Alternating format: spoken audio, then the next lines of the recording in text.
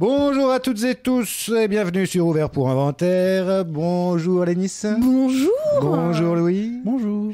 Eh bien, nous arrivons, toutes les bonnes choses ont une fin, n'est-ce pas, au terme de ce cycle consacré à Stephen King. Oh non. Oh.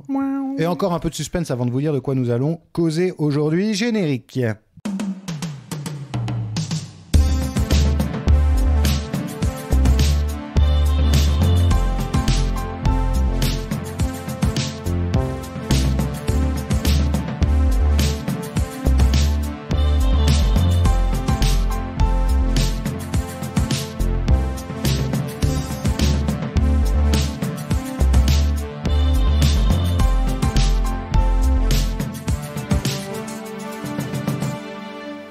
Les films, ça sert à ça, à apprendre à vivre, à apprendre à faire un lit.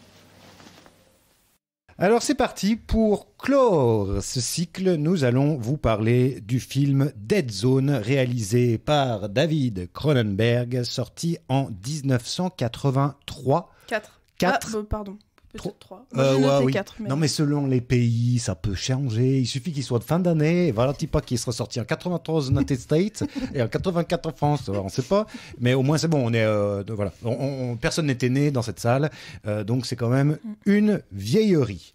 On va en parler. Pourquoi il y a quelque chose d'un peu vieux. Alors rapidement peut-être le speech.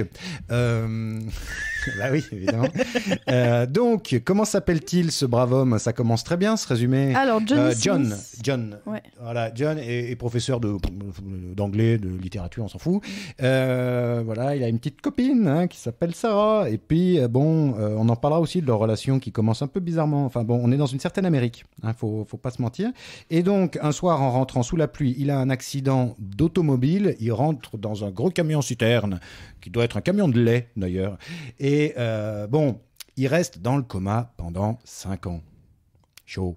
Et lorsque, il se réveille, il découvre depuis son lit d'hôpital, donc ça ne traîne pas, qu'il a un sacré pouvoir, celui de lire dans l'avenir et pour certains dans le passé, des gens en leur touchant une partie du corps. La plupart du temps, la main, ça suffit amplement, évidemment, pas besoin d'aller plus loin. Et à partir de ça, évidemment, sujet qui pourrait être un sujet de dissertation de philosophie d'ailleurs. Que fait-on d'un pouvoir pareil lorsqu'on sait ce que sera l'avenir et qu'on peut donc influencer cet avenir? Pour le savoir, regardez la série Demain à la une, qui, petit ange parti trop tôt. Bon, ça, c'est le pitch, parce qu'on aura probablement l'occasion de parler de la fin du film, qui je trouve quand même très très bien. Voilou. Alors, Alénis, sauf erreur de ma part, tu découvrais le film? Tout à fait, c'était la première fois que je le voyais. Et j'ai été assez surprise, tout d'abord parce que on en discutait en off avec Louis, mais Cronenberg, que je connais comme réalisateur, j'ai pas vu tous ses films, mais La Mouche, Crash, etc. Ça m'a un peu surpris venant de lui, ce genre d'esthétique et cette mise en scène. Et aussi, petite chose, moi, dans les premières secondes du film, quand on voit le prof d'anglais, là, pour moi, c'était Giles dans Buffy. Pendant quelques secondes, j'étais en mode « Oh putain, j'ai l'impression de voir Giles ».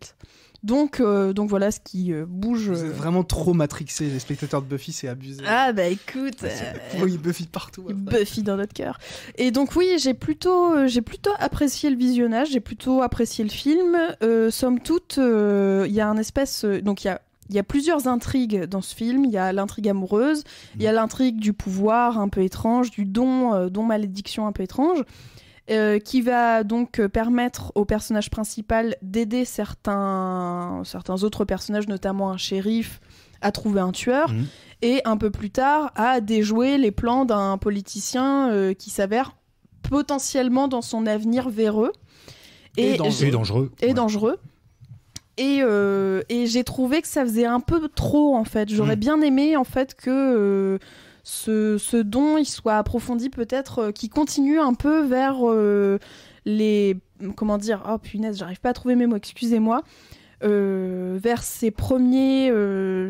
Concept, ouais, c'est ça, enfin... Idée. Je suis perdue. Peut-être que c'est l'enquête policière qui est en trop.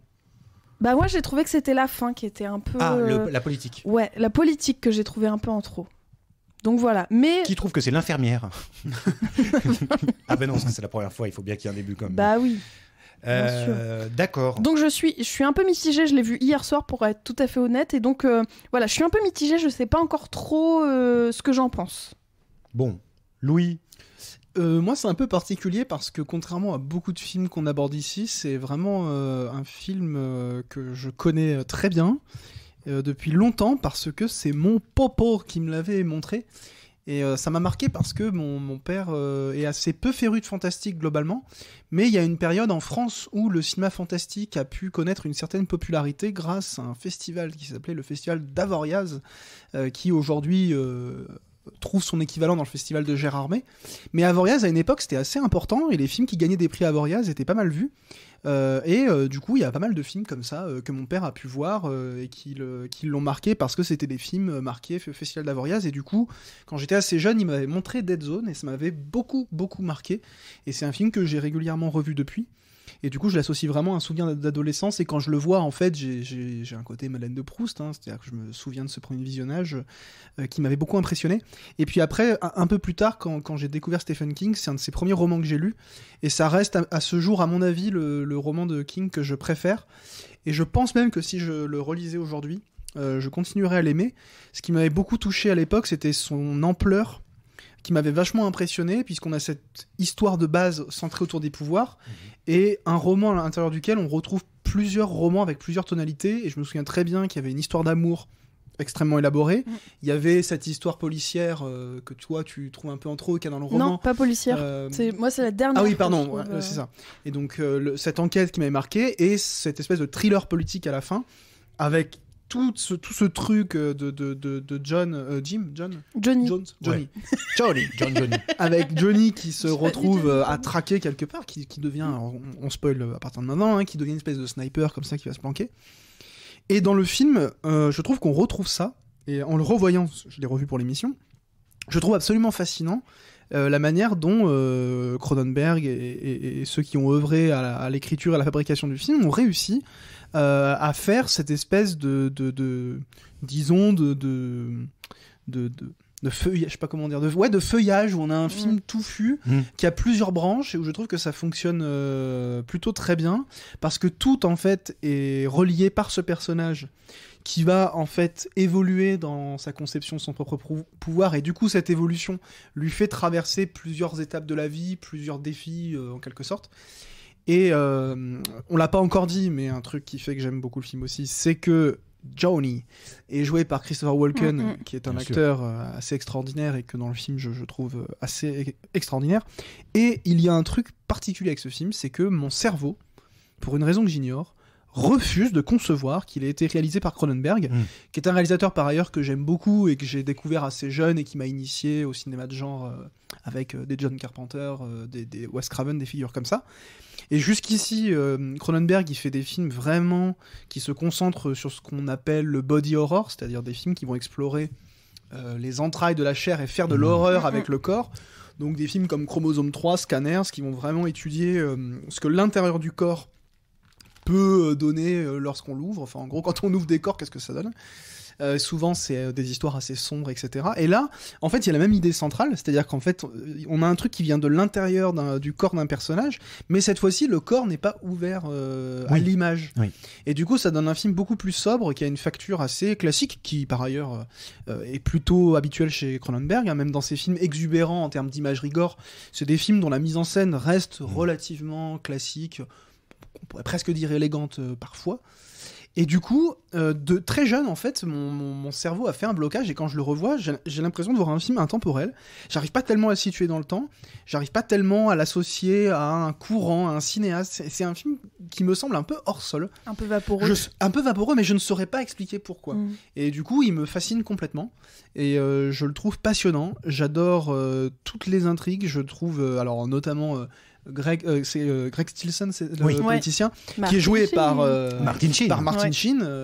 Il y a un lien du coup avec Maximum Overdrive. Oui. Et je le trouve, je trouve les acteurs géniaux, je trouve la musique géniale. Je la trouve enivrante, etc. Il a un côté téléfilm parfois, et en même temps, je le trouve assez classieux.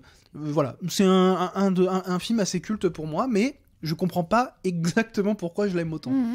Alors moi je reprends là parce que c'est un truc qui m'a en le revoyant le générique, qui est hyper long, le générique de début, installe la musique, le thème, qui, j'étais sûr, je me le suis noté, j'ai dit c'est Howard Shore, parce que Howard Shore fait des thèmes vraiment comme ça ressemble presque à la note près au thème du Silence des Agneaux et tout. Donc j'étais sûr que c'était Howard Shore, pas du tout. C'est Michael Kamen, je sais pas. Et Howard Shore, il a bossé en plus avec Cronenberg par la suite. Oui, sur je sais plus quoi. Sur plusieurs films. Bah oui, même récemment. History of Violence. Voilà, c'est lui. Et alors en fait pas du tout. Donc c'est Michael Kamen, mais qui a quand même pas fait il a fait L'Arme Fatale. Et il a fait les Die Hard. En fait, il est mort très très jeune. Il travaillait même avec Kate Bush sur un album qui était super, la sortie il y a une quinzaine d'années. Donc en fait, super compositeur, mais bon, c'est pas Howard Shore. Donc il y en a un autre super compositeur finalement. Et la musique, elle est assez classieuse. Ah ouais. Et elle participe à donner cette atmosphère assez solennelle à ce qui se passe en réalité. Oui, c'est sérieux. Hein. C'est très sérieux. Et toi, t'en penses quoi du coup, Quentin, de ce film-là? Et toi, t'en penses quoi? Moi, c'est merde. Mais je t'emmerde. Non. Loin de moi l'idée de vous imiter. Alors, vous savez bien. Non, moi, et pareil, film que j'ai découvert il y a très longtemps, parce que je crois que ça fait partie des quelques films qu'on m'avait offert à un moment donné, avec genre mon premier Cassavetes, mon premier Terry Gilliam, mon premier, peut-être l'autre con, là, Godard et compagnie. Et je crois bien qu'il en faisait partie. Donc, je l'ai vu 15 000 fois et je l'ai revu là, pour l'émission. Mais c'est vrai que je l'aime beaucoup, ce film.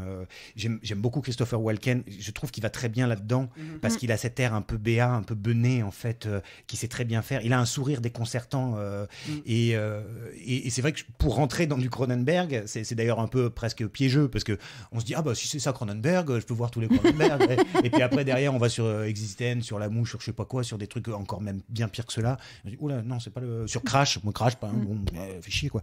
Et celui-là, c'est vrai que c'est une facture assez classique qui tire vers le téléfilm. J'étais presque sûr que c'était tourné en vidéo, j'ai dû vérifier. Alors je pense que c'est des copies du film qui circulent, le film, à ma connaissance, n'a pas été restauré, il n'a pas connu de restauration. Alors peut-être que je me trompe, et du coup les DVD qui circulent sont des DVD anciens, qui datent d'une époque où je pense qu'il y avait beaucoup de DVD qui sortaient, qui étaient des scans de VHS, Exactement. Qui étaient des portages de VHS sur DVD. Je pense que c'est donc ça. L'image, je pense qu'elle ne reflète pas la qualité du film, parce que par ailleurs, c'est un film qui a été tourné en 35 mm pour le cinéma, et puis Cronenberg à cette époque, il a quand même derrière lui un passif de cinéaste de genre assez classieux. Les films qu'il a fait avant, c'était des films de genre un peu crado, mais qui ont eu une reconnaissance, notamment chez les fans de genre. Puis comme dit, le film est allé à Avoriaz, qui était un peu the place to be pour ce genre de cinéma un peu parallèle.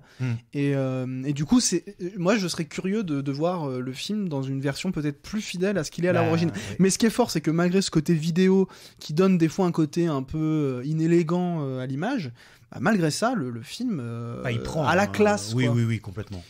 Et je pense que et ça reste du Cronenberg pour certains trucs. Il y a des trucs assez gore. Alors il y a deux scènes qui m'ont marqué. La première, c'est la première vision, où en fait, Christopher Walken se retourne dans son lit. Et en fait, on a en une coupe, en fait, on se retrouve dans la chambre d'une petite fille qui est en train de prendre feu, et on comprend qu'il a une vision de ce qui va se passer plus tard, et qui du coup va pouvoir, en anticipant ça, sauver la petite fille. Et du coup, juste par un jeu de champ contre champ, on passe de l'espace présent, c'est-à-dire le lit d'hôpital où il est en train de toucher l'infirmière, il lui prend le bras, à la chambre de l'enfant. Qui en fait est un espace imaginaire de projection, et en fait en passant d'un côté à l'autre, on a juste un système de champ contre champ, c'est-à-dire un premier plan qui filme le visage de l'infirmière, et le contre-champ sur Christopher Walken, et on passe d'un espace à un autre. C'est une technique très simple mais qui donne un effet hyper impressionnant, avec en plus ces coups de violon qui nous font passer dans la vision. Et puis l'autre scène marquante, c'est le suicide d'un assassin qui en fait est un policier, et grâce à son pouvoir oui, on spoil tout d'ailleurs, hein. Grâce à son pouvoir de projection entre guillemets, Christopher Walken va découvrir que c'est ce flic-là qui a tué. Voilà, il va revivre un moment qui permet d'élucider cette enquête. Et le mec se suicide en fait en plaçant une paire de ciseaux au bord de sa baignoire, en se penchant au-dessus. Et en fait, il fait un geste un peu cérémonial avec une veste en cuir. Et d'ailleurs, la veste en cuir craque un peu quand il se penche. Et en fait, il met les mains derrière sa tête comme pour se rendre. Il ouvre grand la bouche et il se penche légèrement vers les ciseaux. On a une petite note de musique un peu aiguë. Et là, ça coupe. On voit pas. Et en fait, en nous ôtant l'image des yeux, on nous l'impose dans l'imaginaire. Et ça rend le truc beaucoup plus traumatisant. Et moi, quand j'étais jeune, cette scène m'avait marqué. Parce que je m'étais dit, mais c'est presque plus traumatisant que si on avait vu l'image. Mais surtout que ça raccorde quelques secondes après avec lui qui a ce dernier tressautement. Oui, voilà. Après, oui. Alors, on est chez baignoire. Cronenberg, donc il y a quand même des images choquantes. Voilà, ça glorifie le truc. Ouais, carrément. Moi, je suis d'accord, je rebondis juste sur ce que tu as dit. Je trouve que cette première scène de vision, elle est extrêmement intéressante et en tant que spectateur, Enfin, moi, j'ai été très touchée par la scène où il touche la main de l'infirmière et ce chant contre chant. Je l'ai trouvé particulièrement bien fait. Et cette incompréhension du spectateur résonne avec l'incompréhension de ce personnage qui découvre ça pour la première fois. Et alors, ça me fait penser... Je crois que je sais pourquoi je suis un peu mitigée sur ce film, c'est que je le trouve assez flou et assez confus. Je m'explique. Quand le personnage sort du coma, sa mère lui dit « Ah, mais c'est bon, t'es plus en transe. » Et du coup, moi, je me suis dit « Mais en fait, peut-être qu'il est mort et c'est la vie après la mort, quoi, en quelque sorte. » Et surtout que le docteur qui le suit lui dit à sa mère « Non, mais on lui parle pas de ça. » Donc, il y a un espèce de mystère autour de son coma qui, je trouve, n'est pas élucidé vraiment dans le film et que j'ai du mal à interpréter. Alors, je pense que c'est, à mon avis, enfin, c'est toujours comme ça que je l'ai perçu, c'est que le médecin est mal à l'aise parce que il veut lui révéler à un autre moment, ou plus doucement, le fait qu'il a été 5 ans dans le coma. Parce que c'est la première information qui est quand même sacrément perturbante. Parce que sa vie se casse la gueule à partir de là. Ouais, la femme qu'il aimait a dû attendre, et puis au bout d'un moment, de guerre lasse, a trouvé quelqu'un d'autre, s'est marié, a un enfant, donc il se réveille dans une vie de merde en fait. Il a plus son travail, il va découvrir qu'il a ce pouvoir de vision qui va l'emmerder plus qu'autre chose, parce que c'est une terrible responsabilité, et sa femme, alors avec un amour qui reste en fait éternel, puisqu'ils vont consommer enfin leur amour physiquement, puisqu'on a l'impression qu'on est dans une Amérique très croyante, ou en tout cas très puritaine, c'est-à-dire qu'il ne couche pas avant le mariage. Le soir où il va avoir son accident, elle lui propose de rentrer, on imagine que ce serait... Il dit non, ça a du bon d'attendre. Bah mon gars, tu vas donc attendre quelques années. Parce qu'il va quand même finir par... ils vont faire leur affaire plus tard. Mais il y a ce truc qui est un peu perturbant. Enfin, on se dit, pourquoi est-ce qu'il n'y a pas tellement de traces de religion, me semble-t-il, mais bon, là ils sont empreints de ce truc-là. Aussi, il y a quand même pas mal de traces de religion. La mère est très croyante. Moins que dans d'autres Stephen King où c'est beaucoup plus explicite pour le coup. D'accord. Mais ça reste une Amérique à la King, c'est-à-dire une Amérique rurale. Ouais, voilà. Ça, on en a déjà parlé, mais c'est assez typique de chez Stephen King.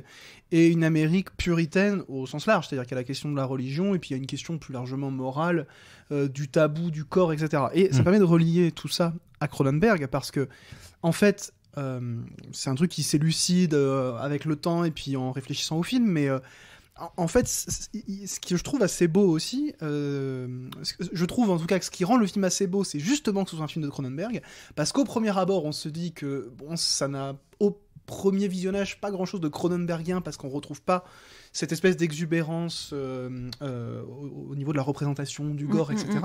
Mais en même temps, c'est un film qui parle de ce que beaucoup d'autres films de Cronenberg parlent. D'une part, ce que j'avais dit, c'est-à-dire qu'il y a quelque chose qui se passe à l'intérieur du corps qui met en mouvement une espèce d'impensé qui du coup explose au bout d'un moment. Dans Scanners par exemple, qui fait quelques années avant, c'est des gens qui en se concentrant très fort peuvent faire exploser la tête des autres, etc. Donc ils ont un truc en eux qui à un moment donné jaillit à l'extérieur et fait des dégâts, quoi.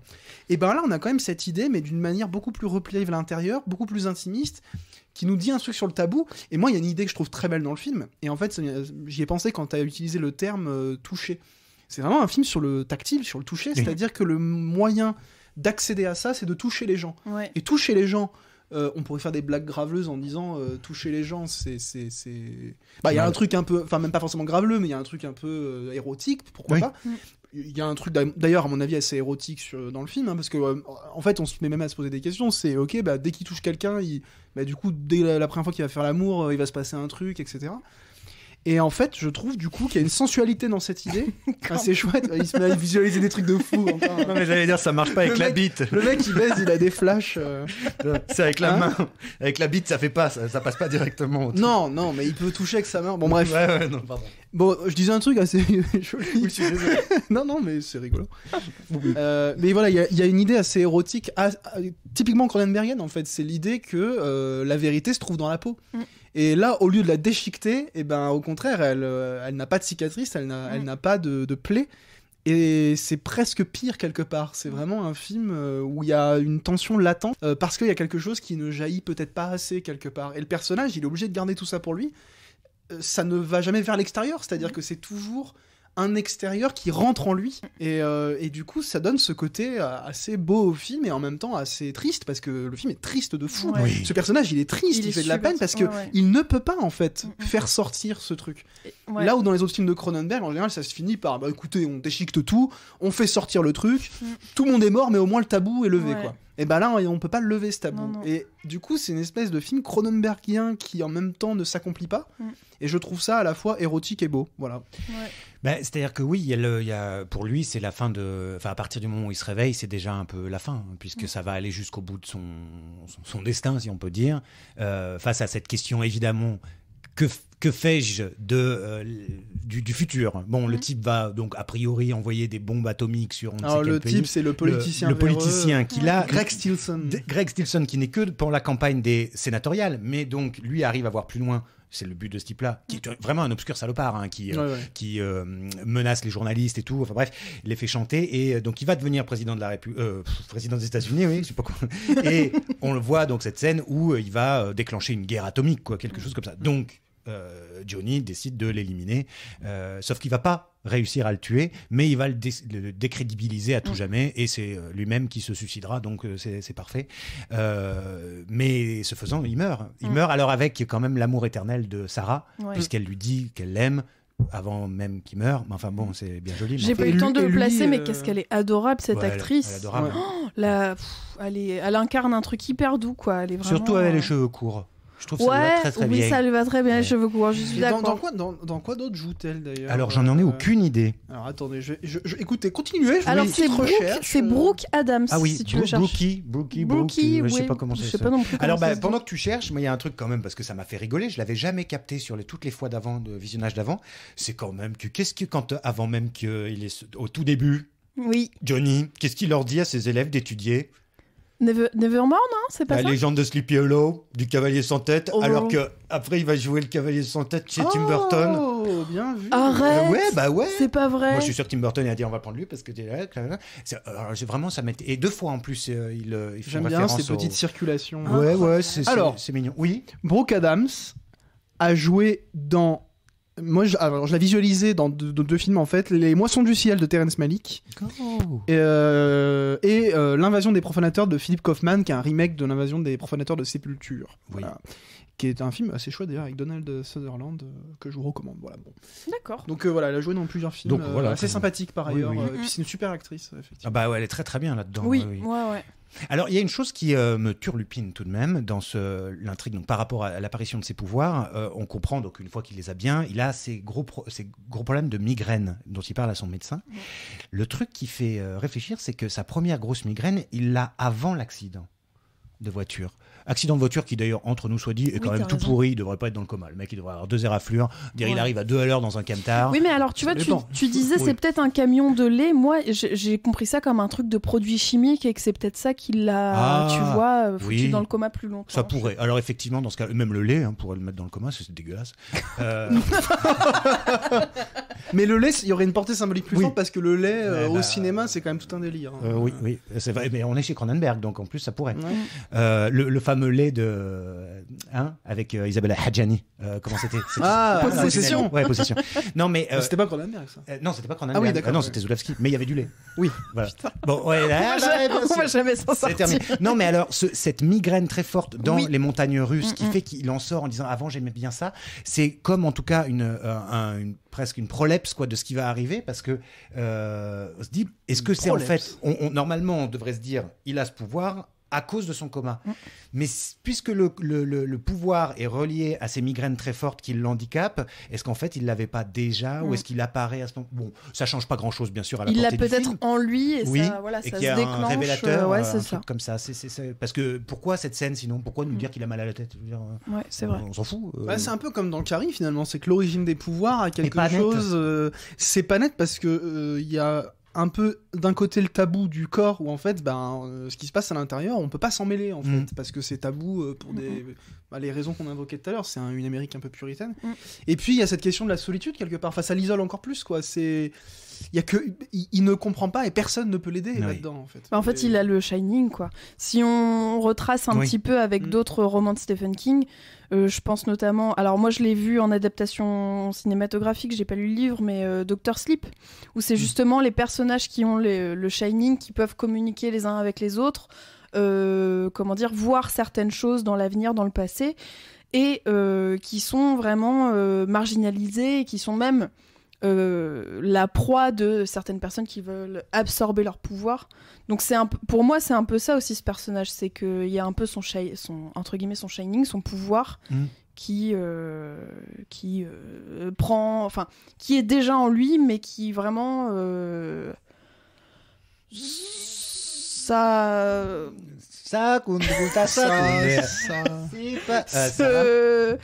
punaise, c'est fou ça. On dirait un prêche à l'église. Ça éteint la Genèse. Arrive quoi. Mais... Oui, ça arrive. Tout ça. Et ça arrive finalement. Hein, c'est une histoire qui avance. C'était bien. Et bon. Non mais voilà, je crois que c'est un film qui ne laissera personne indifférent et qui nous pose de vraies questions. Oui. Effectivement, que fait-on face à ça? Est-ce qu'il pourrait en faire abstraction? Il décide d'aller se sacrifier au profit pour qu'une chose n'arrive pas. Oui, c'est ce qui est beau. C'est ce personnage, il a une pureté jusqu'au bout. Qui est peut-être un peu. C'est peut-être ce qui m'a touché, c'est qu'il a une pureté peut-être un peu rare chez Stephen King aussi, d'abnégation, et cette fois-ci une abnégation qui n'est pas punie, contrairement aux pauvres flics de Misery. Là, on a un sens du sacrifice à la fin, porteur d'une certaine idée de la justice. Il va non seulement sauver sa femme, etc., jusqu'au bout, mais il va même sauver l'humanité. En fait. Et lui meurt en sachant qu'il a sauvé l'humanité. Voilà. Et il n'en fait pas un motif de fierté personnelle, mais simplement de dire voilà, ma vie aura au moins servi à ça. Complètement. Et mon pouvoir qui m'a pourri une partie de mon existence aura au moins servi à ça. Complètement. Et puis tout ce truc autour du sniper, etc. Moi, toute la partie thriller politique, je l'adore. Ah ben oui. Alors, bien sûr. Et en plus, Martin Sheen finira quand même par devenir président des États-Unis dans la formidable série West Wing, que je recommande à chaque fois que je peux, puisqu'elle est bien vieille, mais j'adore. Elle fait 8 720 000 épisodes. C'est vraiment... Ça reste moins que One Piece. Ouais, alors, tu vois. Mais oui, c'est vrai. Oui, donc, non, bref. Mais il est absolument dégueulasse, d'ailleurs. Vraiment, il est très, très bien là-dedans. Il est assez génialement immonde. La pourriture populiste, pour le coup. Il a un côté un peu Trump, carrément. C'est vraiment le mec qui se met en scène, qui fait le show, qui assume la grossièreté, qu'en fait même un argument de vente.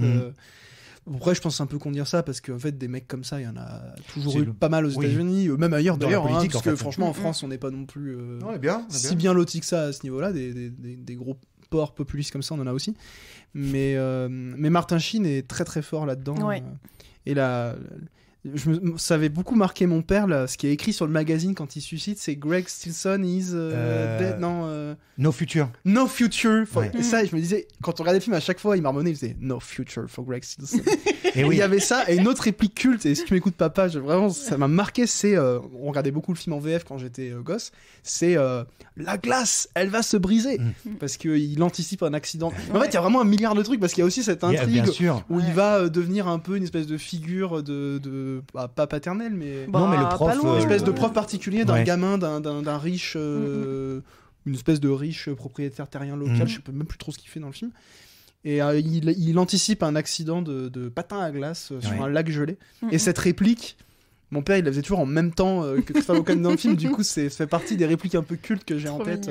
Et oui. Voilà. Et il va pouvoir sauver le petit, mais pas tous, parce que finalement, le père va quand même décider de... Il veut pas écouter cette mise en garde, il s'en fout, il y croit pas en fait. Parce que c'est trop important pour son fils. Enfin, il disait ce truc-là, c'était prévu. Bilan, son fils n'y va pas, et les autres se cassent la gueule dans la flotte.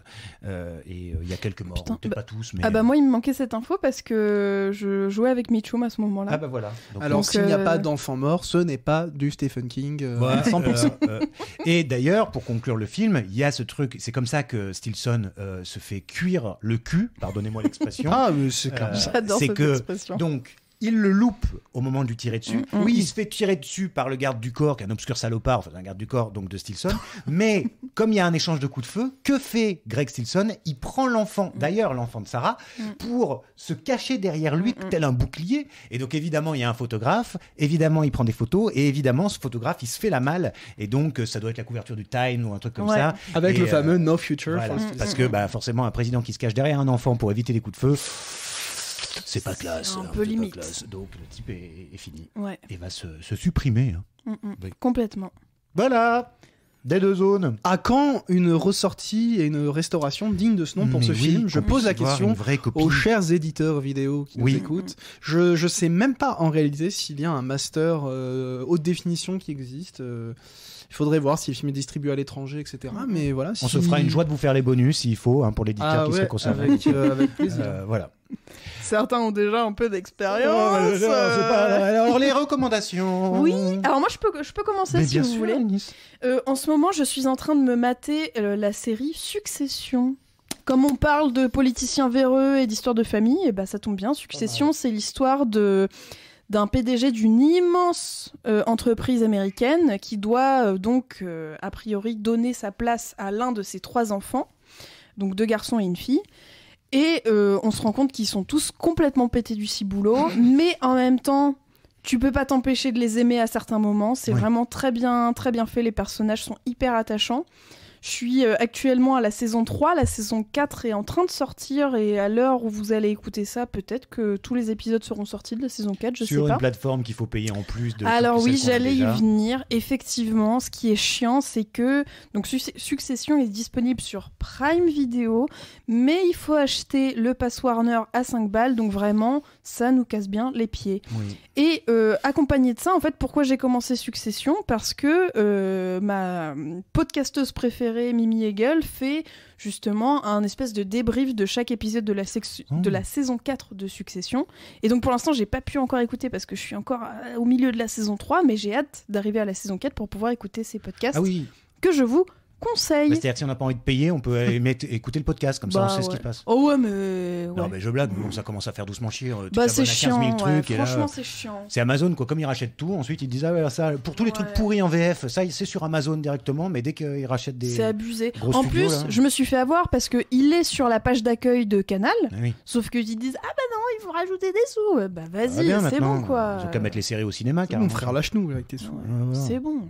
Très bien. Voilà pour noté. moi. Louis ?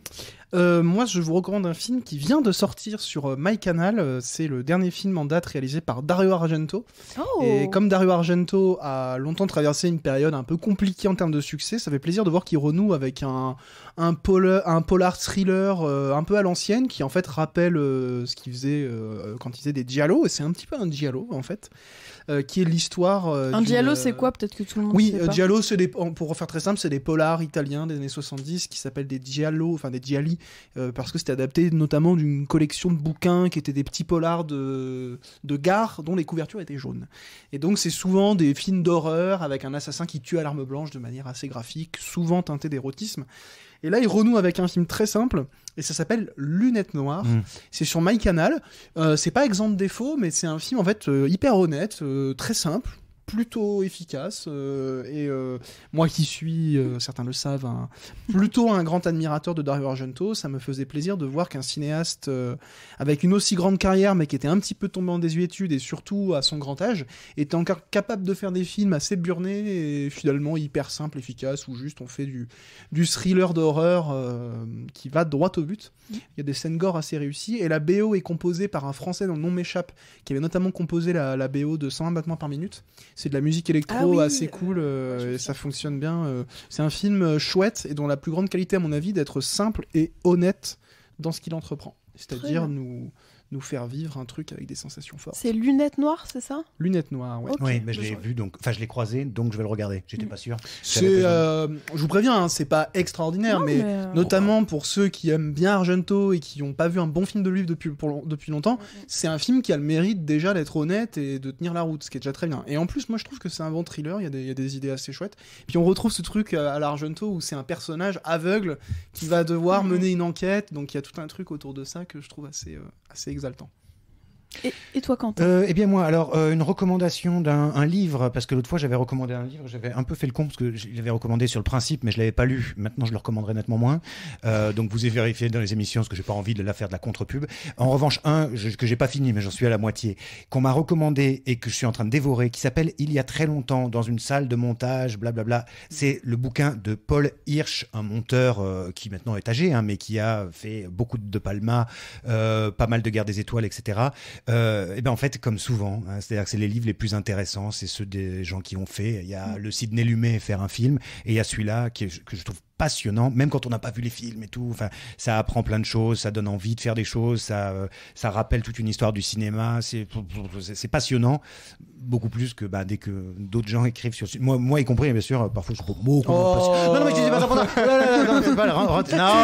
Super. Non, voilà, j'aurais pas dû. C'était pas pour dire ça, mais je veux dire, il se trouve que je prends vachement plus de plaisir, évidemment, à lire quand c'est quelqu'un qui a été un fabricant, qui a autant travaillé pendant autant d'années. C'est vrai que ça se lit avec délectation, quoi. Paul Hirsch, c'est pas le dernier. C'est pas la moitié d'un trou de balle. Donc, c'est chez Carlotta.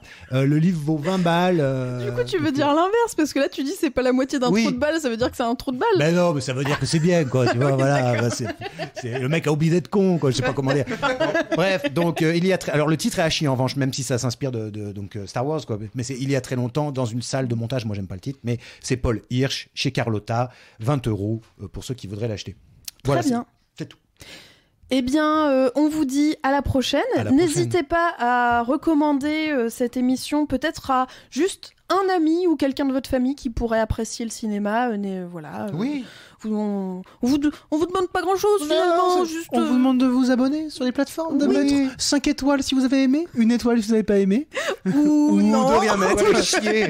Et abonnez-vous sur notre Instagram, c'est le réseau où on est le plus actif. Vous tapez Ouvert pour Inventaire sur Instagram et on met tout le temps des infos sur la sortie des épisodes, on met des petites stories. On vous met plein de petites pépites comme ça à découvrir. Et en plus, on vous pose des questions de temps en temps, donc ça nous fait trop plaisir d'avoir vos réponses. Des fois, on vous demande ça va. Vous répondez ouais, et on est content. Voilà. Allez, au revoir. Bisous. Salut.